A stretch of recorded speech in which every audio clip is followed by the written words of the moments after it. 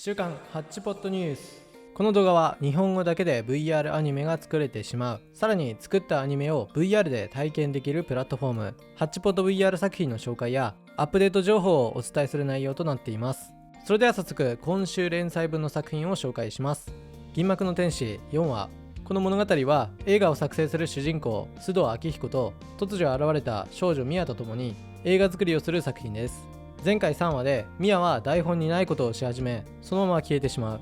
4話では月日が経ち、大人になった須藤昭彦が再び撮影場所だった教室に向かう。そこでミヤが姿を現します。銀幕の天使1から4話公開中です。我らが探偵部36話。この物語は女子高校生の雫と愛らがプレイヤー視点の男子高校生と一緒に様々な事件に首を突っ込んで名推理をしながら真実に近づいていくコメディミステリー作品です。前回35話でミコトの妹ハチコを探しにミコトの言う場所に向かうと、そこには血を流して倒れている死体が。動揺する4人でしたが、途中でミコトがいないことに気づきます。36話はミコトを探しにビルに向かう3人。そこでハチコらしき人物を見かける。我らが探偵部1から36話公開中です。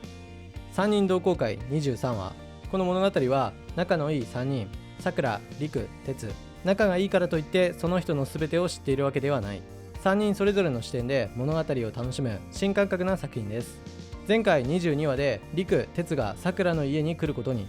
23話では前回より少し時間を戻したりくの視点、さくらが来る前のりくとてつのやりとり。りくはさくらとてつをくっつけようとサポートすることを決意していて、3人同好会1から23話公開中です。ハチコは何も知らない15話。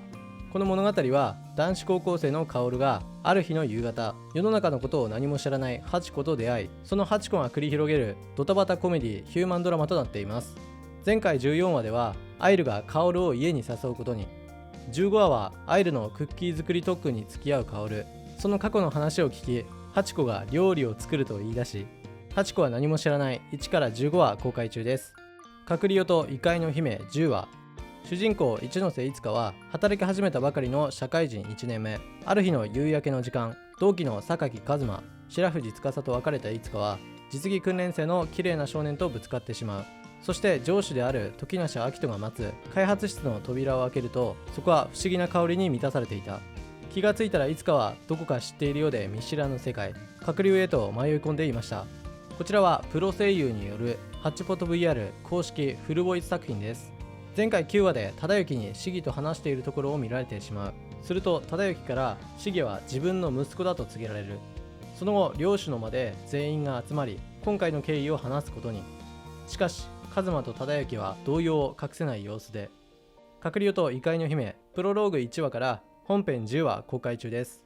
以上が今週連載分の作品紹介でした。今紹介した作品はすべてメタクエスト2での VR 体験や PC ブラウザ視聴が可能なので、ぜひ概要欄のハッチポットストアからご覧ください。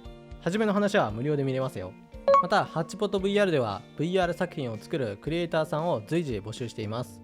概要欄にあるハッチポットクリエイター登録リンクからすぐに VR アニメを作り始めることができるので、ぜひ登録してみてください。脚本があれば誰でも簡単に VR アニメ化できてしまいます。